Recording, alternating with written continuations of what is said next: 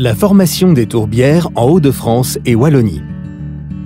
Une tourbière est un milieu naturel où l'eau joue un rôle crucial.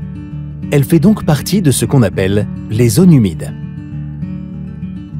Dans les Hauts-de-France et en Wallonie, les tourbières se forment par infiltration de l'eau de pluie dans la roche calcaire.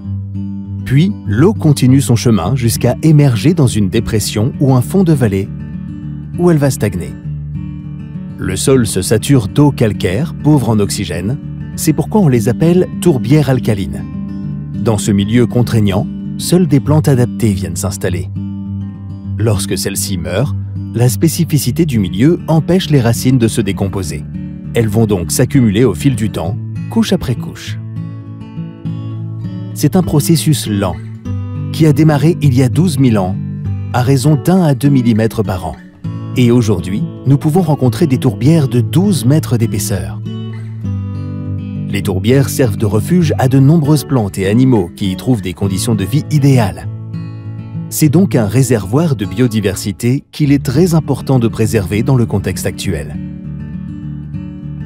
Elles agissent également comme de vraies éponges, en absorbant les excès d'eau en période de pluie pour les restituer pendant les sécheresses. Les inondations sont ainsi limitées. Le cycle de l'eau est régulé et un équilibre hydrique est maintenu dans tous les alentours. Enfin, les plantes des tourbières absorbent le gaz carbonique présent dans l'air et comme elles s'accumulent sans se décomposer, le carbone reste prisonnier dans le sol. Les tourbières sont des réservoirs importants de carbone, ce qui aide à réduire l'effet de serre et à atténuer le changement climatique. Ces services naturels gratuits et essentiels pour l'environnement, qu'on appelle services écosystémiques, nous montrent combien les tourbières sont précieuses et nécessaires à l'équilibre naturel de la Terre.